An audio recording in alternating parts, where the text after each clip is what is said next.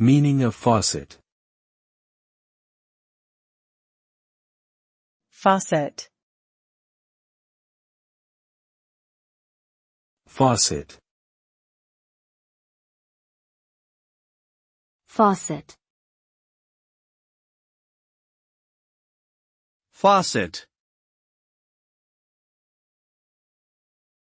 A faucet is a type of plumbing fixture that controls the flow of water in a building. When the handle is turned, the valve inside the faucet opens and allows water to flow through the spout. The water can be hot or cold, and is typically used for tasks such as washing hands or dishes, filling up a glass of water, or bathing. Faucets come in a variety of styles and finishes to match different decor preferences. Overall, a faucet is an essential component of any plumbing system and makes water usage more convenient and efficient.